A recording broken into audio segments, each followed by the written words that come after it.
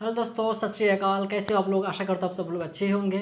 तो आज मैं आपके लिए लेके आया हूँ एक इतना ज़बरदस्त खास वीडियो जिसको देख के कम से कम जो 12th वाले स्टूडेंट वो लोग तो खुश होना ही चाहिए, क्योंकि आज इस वीडियो में वैष्णव सर के द्वारा बताया जाएगा कि जो संतुलित उत्पादन है, यानी कि जो अल्पकालीन संतुलित उत्पादन है, उसकी गणना किस प्रकार से किया जाता है। तो पूरा नियम कानून आपको इस वीडियो में बताया जाएगा। आखिरी तक बने रहिए आप वीडियो में, ताकि आपको पूरा पूरा समझ में आ जाए। और यदि आपने मेरे चैनल को अभी तक सब्सक्राइब नहीं किया है तो जल्दी उसको सब्सक्राइब कर दीजिए, बेल आइकन दबाइए, ऑल कीजिए, ताकि सारा लेटेस्ट नोटिफिकेशन आपको जल्दी मिल जाए और आप अच्छे से समझ पाएँ।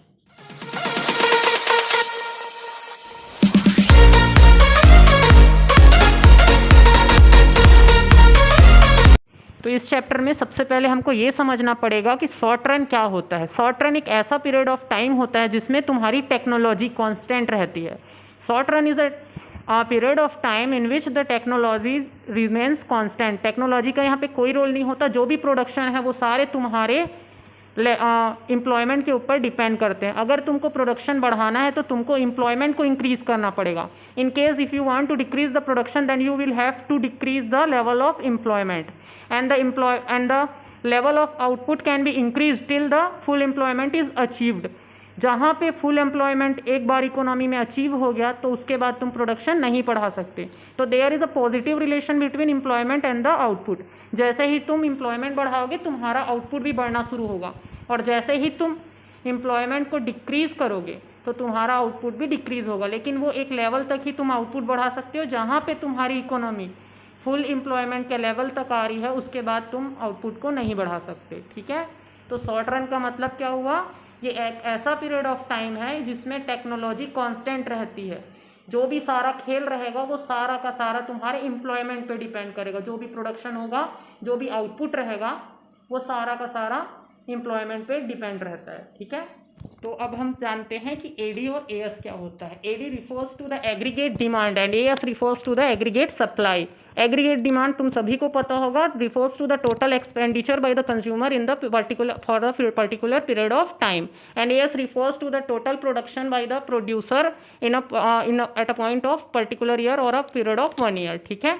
तो एडी का मतलब क्या होता है कि कंज्यूमर कितना एक्सपेंस करना चाह रहे हैं एक साल के अंतर्गत। ठीक है।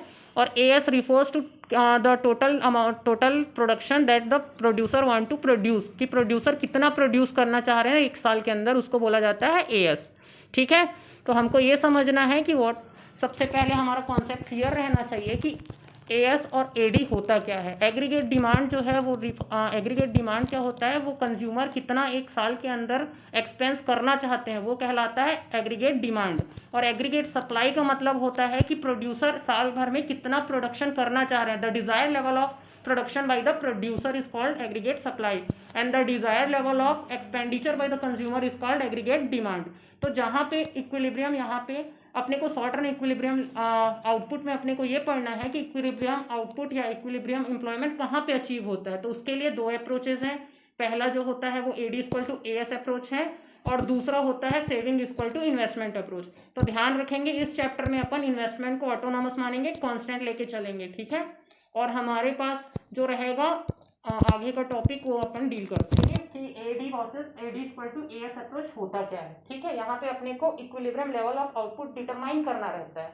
तो वो लेवल कहाँ पे डिटरमाइन होगा? इक्विलिब्रियम लेवल ऑफ आउटपुट वहां पे डिटरमाइन होगा जहां पे तुम्हारा एग्रीगेट सप्लाई इंटरसेक्ट करेगा एग्रीगेट डिमांड को। ठीक है। या एग्रीगेट डिमांड कर्व जहां पे एग्रीगेट सप्लाई कर्व को इंटरसेक्ट करेगा वही पॉइंट बनता है इक्विलिब्रियम पॉइंट, जहां पे equilibrium level of output determine होता है। ठीक है। तो अपने को ये पहले इसको रिप्रेजेंट करने के लिए अपने को एक टेबल बनाना पड़ेगा, उसके बाद अपने को ग्राफिकल रिप्रेजेंटेशन करना पड़ेगा। ठीक है। तो सबसे पहले एक टेबल, अगर तुमको कोई पर्टिकुलर टेबल लर्न है या पर्टिकुलर टेबल की प्रैक्टिस है तो वही टेबल तुम यूज करोगे, या फिर अगर तुमको कोई टेबल नहीं आता तो फिर ये वाले एक टेबल में बनाया हुआ हूँ उसको तुम देख सकते हो। ठीक है। तो यहाँ पे देखो वाई जो होता है वो डिनोट करता है नेशनल इनकम को रिप्रेजेंट करता है। इसको एएस से भी रिप्रेजेंट करते हैं क्योंकि हमको पता है national income equal to AS. ठीक है। एएस और नेशनल इनकम सेम होते हैं, तो इसीलिए आप देख रहे होंगे कि जो नेशनल इनकम का जो है वही सेम टू सेम एएस के लिए भी है। ठीक है। अब हमको सी रिप्रेजेंट करता है कंजप्शन को, कि कितना अपने पास एक्सपेंडिचर है, कितने कंजप्शन हुए। ठीक है। और एस जो है रिप्रेजेंट करता है सेविंग को, कि हमारी सेविंग क्या है। आई रिप्रेजेंट करता है इन्वेस्टमेंट, और इन्वेस्टमेंट को अपन ऑटोनॉमस लेंगे, उसको अपन कांस्टेंट अज्यूम करके चलेंगे। ठीक है, देखो इसी कारण 100 सभी में है क्योंकि हमने उसको कांस्टेंट अज्यूम किया है। ठीक है, उसके बाद एडी, एडी के लिए हमको पता है एडी का फॉर्मूला होता है या एडी को रिप्रेजेंट किया जाता है सी प्लस आई, कंजप्शन प्लस इन्वेस्टमेंट। कंजप्शन कौन सा कंजप्शन, हाउस होल्ड कंजप्शन, और आई बोले तो इन्वेस्टमेंट। वैसे ही एएस को रिप्रेजेंट किया जाता है सी प्लस एस, सी मतलब house hold consumption plus S मतलब होता है सेविंग। ठीक है, तो जो तुम्हारा एएस है उसको सी प्लस एस से भी रिप्रेजेंट कर सकते हो तुम। ठीक है, और जो तुम्हारा एडी है उसको किससे रिप्रेजेंट कर सकते हो तुम, सी प्लस आई। अगर इन दोनों को देखोगे इनमें कॉमन है सी, जो कट जाएगा तो एक नया अप्रोच मिल जाता है अपने को, S equal to I approach. तो यहाँ पे तुम्हारा equilibrium level of output determine करने के लिए दो अप्रोचेस हैं। पहला जो होता है वो AD equal to AS approach होता है, दूसरा तुम्हारा होता है saving equal to investment approach. ठीक है, यहाँ पे इक्विलिब्रियम स्ट्रक तब होगा या इक्विलिब्रियम अचीव तब होगा जब तुम्हारा एग्रीगेट डिमांड जो है एग्रीगेट सप्लाई के इक्वल में आ जाएगा, या तुम्हारा सेविंग है वो इन्वेस्टमेंट के इक्वल में आ जाएगा। ठीक है, वहीं पे तुम्हारा इक्विलिब्रियम लेवल ऑफ आउटपुट या एम्प्लॉयमेंट डिटरमाइन होगा। ठीक है, तो इसको रिप्रेजेंट करने के लिए पहले अपने को टेबल बनाना है, फिर उसके बाद उसको ग्राफ के थ्रू, उसके बाद फिर तुम उसको डील करके डिफाइन करके रिप्रेजेंट कर देना। ठीक है, तो सबसे पहले टेबल को देखते हैं। वाई जो है नेशनल इनकम को रिप्रेजेंट करता है, सी कंजप्शन को रिप्रेजेंट करता है, एस सेविंग को रिप्रेजेंट करता है, आई जो है वो इन्वेस्टमेंट को रिप्रेजेंट करता है। आई को अपन ऑटोनॉमस मानेंगे, इसको अपन कॉन्स्टेंटली अज्यूम करेंगे, 100 है तो सभी के लिए 100 रहेगा। ठीक है, एडी जो है वो तुम्हारा एग्रीगेट डिमांड है जिसका फॉर्मूला में बताया था सी प्लस आई होता है, सी बोले तो कंजप्शन, आई बोले तो इन्वेस्टमेंट, सी प्लस आई दोनों को मिलाओगे 50 प्लस 100 कितना 150। ठीक है, वैसे ही एएस हमको पता है एएस इक्वल टू वाई भी होता है, तो जो वाई का जो वैल्यू था वही तुम्हारे एएस का वैल्यू होता है। या इसको एक और तरीके से अपन रिप्रेजेंट करते हैं, उसको कैसे, सी प्लस एस मतलब कंजप्शन प्लस क्या सेविंग। तो यहाँ पे देखो कंजप्शन 50 है और सेविंग -50, तो 50 प्लस माइनस -50 इक्वल टू कितना होगा 0, 50 माइनस 50 कितना हो जाता है 0। वैसे ही देखो अगर तुम्हारा हमारा नेशनल इनकम 100 है तो कंजप्शन अगर 100 है तो तुम हमारे लिए सेविंग क्या रहेगा, अगर हम 100 कमा रहे हैं और 100 खर्च कर दे रहे हैं तो हमारे लिए सेविंग क्या हो जाएगी 0। तो वैसे ही देखो सेविंग जो है तुम्हारी 0 हो गई, इन्वेस्टमेंट तुम्हारा 100 कांस्टेंट अपन मान के चले, एडी क्या हो जाएगा तुम्हारा सी प्लस आई, 100 प्लस 100 कितना 200। वैसे ही थर्ड पॉइंट के लिए देखते हैं, 200 तुम्हारा इनकम है, अगर तुमने कंजप्शन किया 150, तुम 200 कमा रहे हो 150 खर्च कर रहे हो तो तुम कितना बचा ले रहे हो 50 रुपए बचा रहे हो। ठीक है, और तुम्हारा इन्वेस्टमेंट तो फिक्स है कि 100 हमने इन्वेस्टमेंट करते हुए चला हुआ है। ठीक है, अब एडी क्या हो जाएगा सी प्लस आई, 150 प्लस कितना 100 कितना हो गया 250। ठीक है, वैसे ही ये टेबल बनेंगे, तुमको एक पर्टिकुलर अगर टेबल ये लर्न है तो उसी हिसाब से टेबल तुम प्रैक्टिस किए हुए हो एक पर्टिकुलर टेबल का तो उसी को बना लेना। अगर जो नए हैं जिनको टेबल का कोई प्रैक्टिस नहीं है वो इस टेबल को बना सकते हैं, स्क्रीनशॉट आप ले लेना। ठीक है, हो गया। देखो हमने ये टेबल देख लिया जहाँ पे हमको इनकम दिया हुआ है, नेशनल इनकम दिया हुआ है, consumption, saving, investment, aggregate demand और एग्रीगेट सप्लाई। ठीक है, एक चीज ध्यान रखेंगे एएस इक्वल टू वाई भी होता है तो तुम उसको पहले से अज्यूम करके लिख भी सकते हो। ठीक है, अदरवाइज तुमको क्या करना पड़ेगा सी प्लस एस करके उसकी वैल्यू तुमको मिल जाएगी, वो सेम ही आएगा नेशनल इनकम जैसा। ठीक है, तो यहाँ पे अब हमको देखना है कि ये जो इक्विलिब्रियम कहाँ पे स्ट्रक होगा, हमको पता है जहाँ पे एडी इक्वल टू एएस होगा, तो देख लेते हैं एडी इक्वल टू एएस क्या हुआ। देखो एएस तुम्हारा क्या है 300, जहाँ पे एएस है वहीं पे एडी भी कितना आ रहा है 300, तो ये एक लेवल है, ये एक पॉइंट है जहाँ पे तुम्हारा इक्विलिब्रियम अचीव हो रहा है, जहाँ पे एग्रीगेट डिमांड और एग्रीगेट सप्लाई इक्वल है 300। ठीक है, तो अपने को पता चल गया कि अपने को इक्विलिब्रियम कहाँ पे अचीव हो रहा है, जहाँ पे तुम्हारा इनकम है 300 करोड़। ठीक है, तो ये ध्यान रखेंगे कि एडी इक्वल टू एएस जहाँ पे हुआ वही तुम्हारा इक्विलिब्रियम लेवल ऑफ आउटपुट को डिटरमाइन करेगा। ठीक है, अब देख लो यहाँ पे 3 कंडीशन अराइज होगा, यहाँ पे तो तुम्हारा इक्विलिब्रियम का कंडीशन है जहाँ पे एएस इक्वल टू एडी है, लेकिन यहाँ पे अगर इससे ऊपर तुम जाओ तो भी तुम्हारे लिए लॉस है, अगर इससे तुम नीचे जाओगे तो भी तुम्हारे लिए लॉस है, क्योंकि इक्विलिब्रियम एक ऐसा पॉइंट होता है जहाँ पे इकोनॉमी अपनी स्टेबल हो जाती है, रेस्ट के पोजीशन में आ जाती है। वहां से अगर तुम प्रोडक्शन बढ़ाओगे तो भी तुम्हारे लिए कुछ लॉस है, अगर उसके बाद प्रोडक्शन तुम कम कर रहे हो तो भी तुम्हारे लिए लॉस है। तो इक्विलिब्रियम एक ऐसा पॉइंट होता है जहाँ पे जितना तुम प्रोड्यूस कर रहे हो उतना ही वो डिमांड भी आ रहा है उसका। ठीक है, तो वहां पे लॉस का केस नहीं रहता। इक्विलिब्रियम अचीव हुआ मतलब तुम्हारी इकोनॉमी एक स्टेबल कंडीशन में आई, तुम्हारी इकोनॉमी रेस्ट के पोजीशन में आ गई है, ठीक है ना। अब उसको प्रोडक्शन बढ़ाना है ना उसको प्रोडक्शन कम करना है। लेकिन जो तुम्हारा इक्विलिब्रियम लेवल है उससे अगर तुम पहले देखोगे तो वो तुम्हारे लिए क्या हो रहा है, एग्रीगेट डिमांड ज्यादा हो रहा है एग्रीगेट सप्लाई से। तुम देखो एग्रीगेट डिमांड कितना है, 150 है, लेकिन तुम्हारे पास सप्लाई 0 है। तुम्हारा एग्रीगेट डिमांड हो रहा है, एग्रीगेट डिमांड जो अराइज हो रहा है वो 200 है, लेकिन तुम्हारे पास सप्लाई नहीं उतना। फिर 250 का डिमांड है लेकिन 200 सप्लाई है। तो ये एक ऐसा कंडीशन होता है जहाँ पे डिमांड बहुत ज्यादा एक्सेस है, पब्लिक डिमांड कर रही है लेकिन जो प्रोड्यूसर है उसको फुलफिल नहीं कर पा रही उस डिमांड को, ठीक है। तो ऐसे केस में क्या होता है, जो प्रोड्यूसर है उनको अपना आउटपुट बढ़ाना पड़ेगा। And how they can increase their output by increasing the employment. वो अपना आउटपुट कैसे बढ़ाएंगे, वो एम्प्लॉयमेंट को इंक्रीज कर देंगे, जिससे क्या होगा, तुम्हारा आउटपुट बढ़ जाएगा। ये एक ऐसा कंडीशन होता है जहाँ पे डिमांड बहुत ज्यादा है, प्रोड्यूसर प्रॉफिट कमा सकते हैं लेकिन उनके पास प्रोडक्शन उतना है नहीं, उतनी सप्लाई नहीं है, तो उसके कारण उनको लॉस हो रहा है प्रॉफिट का, ठीक है। तो उसको टैकल करने के लिए, उसको सॉल्व करने के लिए इस प्रॉब्लम को वो क्या करेंगे, अपना सप्लाई बढ़ाएंगे। सप्लाई कैसे बढ़ेगा, आउटपुट को बढ़ाना है तो तुमको एम्प्लॉयमेंट को बढ़ाना पड़ेगा, क्योंकि टेक्नोलॉजी कांस्टेंट रहती है, हम पढ़ चुके हैं इस चैप्टर में, ठीक है। तो हमारे पास 3 कंडीशन अराइज होती है। देखो इक्विलिब्रियम जो लेवल है उसके अगर तुम ऊपर जाओगे तो भी there is a loss for the producer. वो प्रॉफिट कमा सकते हैं लेकिन उनके पास सप्लाई नहीं हो उतना, तो वो प्रॉफिट का लॉस हो जाता है उनको, है ना। तो इस प्रॉब्लम को सॉल्व करने के लिए वो क्या कर सकते हैं, आउटपुट को बढ़ाएंगे। अब अगर आउटपुट बढ़ाना है तो हमको पता है टेक्नोलॉजी तो यहाँ पे कांस्टेंट है, टेक्नोलॉजी के साथ अपन कोई गेम नहीं कर सकते। लेकिन हम अगर एम्प्लॉयमेंट को बढ़ा देंगे तो उससे हमारा क्या होगा, आउटपुट बढ़ जाएगा। और अगर आउटपुट बढ़ रहा है तो फिर तुम डिमांड को, जो प्रोड्यूसर है वो डिमांड को फुलफिल कर सकते हैं और प्रॉफिट कमा सकते हैं। तो इस केस में अगर एडी ज्यादा हो रहा है एएस में तो प्रोड्यूसर को सप्लाई बढ़ाना पड़ जाता है, ठीक है। एग्जाम में तुमको ये तीनों चीजें दिखानी पड़ेगी कि अगर तुम ये टेबल और डायग्राम से रिप्रेजेंट करोगे तो ये 3 चीजों को दिखा देना कि इक्विलिब्रियम लेवल से पहले एडी ग्रेटर रहता है एएस से, और इक्विलिब्रियम अचीव होने के बाद एएस इंक्रीज हो जाता है, एएस जो है वो ग्रेटर रहता है एडी से, AS is greater than AD, ठीक है। तो अगर एडी ग्रेटर देन एएस है तो वो कैसा कंडीशन है जहां पे पब्लिक डिमांड तो कर दी है लेकिन प्रोड्यूसर उतना सप्लाई नहीं कर पा रहे हैं, ठीक है। तो सप्लाई को बढ़ाना पड़ेगा, और बढ़ेगा कैसे, by increasing the employment. Employment को इंक्रीज करने पे ही तुम्हारा आउटपुट बढ़ेगा। फिर क्या होगा, ये प्रॉब्लम जो था एक्सेस जो डिमांड का प्रॉब्लम था वो सॉल्व हो जाएगा, ठीक है। अब एएस इक्वल टू एडी हमको पता है इक्विलिब्रियम है, तो इसको हम इफेक्टिव डिमांड भी बोलते हैं। इफेक्टिव डिमांड इसलिए बोला जाता है क्योंकि इसको फुलफिल कर सकते हैं प्रोड्यूसर, जितना डिमांड उतना ही सप्लाई आ रहा है, इसीलिए इसको इफेक्टिव डिमांड बोला जाता है, ठीक है।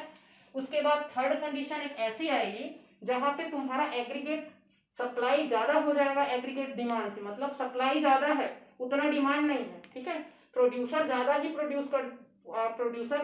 प्रोड्यूस कर दिया है, ठीक है, और उतना मार्केट में या उतना इकोनॉमी में तुम्हारा डिमांड ही नहीं है, ठीक है। तो ये एक ऐसा कंडीशन होता है जहाँ पे देख लो तुम्हारा एग्रीगेट डिमांड है, मतलब डिमांड है 350, लेकिन तुम्हारा सप्लाई कितना है 400, मतलब कि तुम्हारा सप्लाई ज्यादा है। और वैसे ही ये वाले पॉइंट में देखो 400 का डिमांड है एग्रीगेट डिमांड, और एग्रीगेट सप्लाई कितना है 500, है ना। तो ऐसे केस में क्या होता है कि यहाँ पे तुम्हारा प्रोडक्शन ओवर प्रोडक्शन है, तो यहाँ पे प्रोड्यूसर को एक रिस्क रहता है अनसोल्ड स्टॉक का, जहाँ पे हो सकता है कि उनका स्टॉक ना बिके, वो उनके लिए एक लॉस है। तो इस प्रॉब्लम को सॉल्व करने के लिए जो प्रोड्यूसर है वो क्या करेंगे, प्रोड्यूसर जो है वो अपनी सप्लाई हटा देंगे। सप्लाई घटाने के लिए उनको क्या करना पड़ेगा, एम्प्लॉयमेंट को घटाना पड़ेगा। वो फिर जो भी एम्प्लॉय है उनको निकालना शुरू कर देंगे, जिससे क्या होगा, तुम्हारा जो इक्विलिब्रियम पॉइंट है वो फिर से अचीव हो जाएगा। क्योंकि जैसे ही तुम अगर इससे पहले वाला देखोगे जहां एग्रीगेट डिमांड ज्यादा हो रही है एग्रीगेट सप्लाई से, तो उस केस में भी जो इकोनॉमी है अपने एडजस्टमेंट करना शुरू कर देता है और वो एक फिर से इक्विलिब्रियम के लेवल में आ जाता है। अगर वैसे ही एग्रीगेट सप्लाई ज्यादा हो जाएगा एग्रीगेट डिमांड से, तो भी इकोनॉमी में फिर एडजस्टमेंट चालू होते हैं, फिर से इक्विलिब्रियम ही वो अचीव करेंगे, ठीक है। इकोनॉमी अपने से फिर एडजस्टमेंट करना शुरू कर देती है अगर वो इक्विलिब्रियम के आगे क्रॉस कर गई तो, ठीक है। अब इसका ग्राफिकल रिप्रेजेंटेशन देख लेते हैं, ठीक है। तो एक्स एक्सिस जो है वो तुम्हारा आउटपुट या एम्प्लॉयमेंट को रिप्रेजेंट करेगा, और जो तुम्हारा वाई एक्सिस है वो एडी और एएस को रिप्रेजेंट करेगा, ठीक है। जब भी इसको एक्सप्लेन करना होगा तो तुम ऐसे ही स्टार्ट करोगे कि X axis represent the output and employment and Y axis represent the aggregate demand and aggregate supply. ठीक है, पहले 2 पॉइंट तुमको मिल गया, उसके बाद तुमको अब उसमें आना है मेन पॉइंट में कि क्या है। तो देखो एएस जो होता है वो 45 डिग्री का एक स्ट्रेट लाइन होता है, ठीक है, जो हमारे नेशनल इनकम को भी रिप्रेजेंट करता है, इसीलिए वो कितने डिग्री का रहता है, 45 डिग्री का एक स्ट्रेट लाइन होता है। ठीक है, तो ये कहाँ से चालू हुआ, ओरिजिन से स्टार्ट हुआ और ये तुम्हारा एक एएस कर्व खींच लेना है। ठीक है, और ये रहेगा 45 डिग्री का स्ट्रेट लाइन। ठीक है, उसके बाद जो तुम्हारा एडी है, एडी कहाँ से स्टार्ट हुआ है, 150 से। ठीक है, तो 150 से लेके एक लाइन खींच लेना जो कि कहाँ पे फिनिश होगा, 400 पे। ठीक है, तो 400 तक एक लाइन खींच लेना और जहां पे भी ये दोनों कर्व एक दूसरे को इंटरसेक्ट करती है वो क्या कहलाता है, तुम्हारा इक्विलिब्रियम लेवल ऑफ आउटपुट वहीं से डिटरमाइन होता है, वो कहलाता है इक्विलिब्रियम पॉइंट,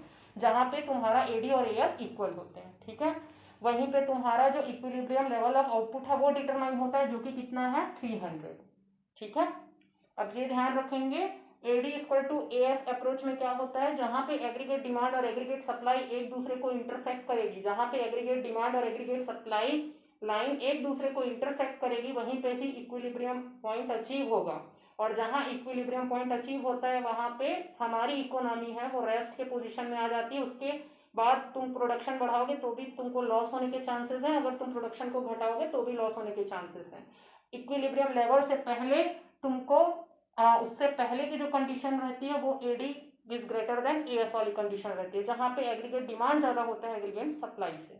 और इक्विलिब्रियम के नीचे जो रहता है वो हो जाता है फिर सप्लाई एक्सेस हो जाता है डिमांड से, एग्रीगेट सप्लाई जो है वो एक्सेस हो जाता है एग्रीगेट डिमांड से। तो यहाँ पे 3 कंडीशन बनती है, तुमको ये समझाना है। ये देखो इक्विलिब्रियम पॉइंट कहाँ पे अचीव हुआ, जहाँ पे एडी इक्वल टू एएस हुआ, कौन से लेवल में हुआ, 300 में। ठीक है, उसके बाद ये तुम इक्विलिब्रियम पॉइंट बना लिए। अब ये देखो कि ये जो कंडीशन है वो कौन सी कंडीशन है, AD is greater than AS वाली कंडीशन।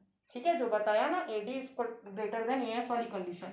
और उसके बाद इक्विलिब्रियम से आगे बढ़ोगे तुम तो तुम्हारा aggregate supply greater than aggregate demand हो जाएगा, एग्रीगेट सप्लाई ज्यादा हो जाएगा एग्रीगेट डिमांड से। ठीक है, तो ये भी एक लॉस ही है, क्योंकि यहाँ पे लॉस होता है, डिमांड को फुलफिल नहीं कर पाता प्रोड्यूसर, तो वो प्रॉफिट, डिजायर्ड प्रॉफिट भी नहीं कमा सकते, क्योंकि जितना डिमांड है उतना प्रोड्यूसर फुलफिल कर नहीं पा रहे हैं, तो वो प्रॉफिट का एक चांस है उसको छोड़ दे रहे हैं वो, है ना। तो वो क्या करेंगे, इस प्रॉब्लम को सॉल्व करने के लिए अपना प्रोडक्शन बढ़ाएंगे, प्रोडक्शन बढ़ाने के लिए उनको एम्प्लॉयमेंट बढ़ाना पड़ेगा। सेम वैसे ही जहाँ पे एडी इक्वल टू एएस होता है वो कहलाता है एफिशिएंट डिमांड। ठीक है, और उसके आगे बढ़ने पे हमारा एग्रीगेट सप्लाई ज्यादा हो जाता है एग्रीगेट डिमांड से। ये एक ऐसा कंडीशन होता है जहाँ पे जितनी डिमांड है उससे ज्यादा सप्लाई है। ठीक है, पब्लिक खरीदना नहीं चाह रही है लेकिन उससे ज्यादा ही सप्लाई आ रहा है। ठीक है, पब्लिक जितना खरीदना चाह रही है उससे कहीं ज्यादा उनका सप्लाई हो जाता है, तो यहाँ पे भी प्रोड्यूसर को घाटा है, क्योंकि यहाँ पे अगर सप्लाई ज्यादा है तो वो बिकेगा नहीं, अनसोल्ड स्टॉक रह जाएगा प्रोड्यूसर के पास। ठीक है, तो इस प्रॉब्लम को सॉल्व करने के लिए प्रोड्यूसर क्या करते हैं, एम्प्लॉयमेंट को घटा देते हैं। एम्प्लॉयमेंट के घटाने से इम्पैक्ट ये पड़ता है कि तुम्हारा आउटपुट भी घट जाएगा। ठीक है, आउटपुट भी तुम्हारा कम हो जाएगा, जिससे क्या होगा, आउटपुट भी कम हो जाएगा, फिर से तुम्हारे लिए एक इक्विलिब्रियम पॉइंट नया तैयार हो जाएगा। ठीक है।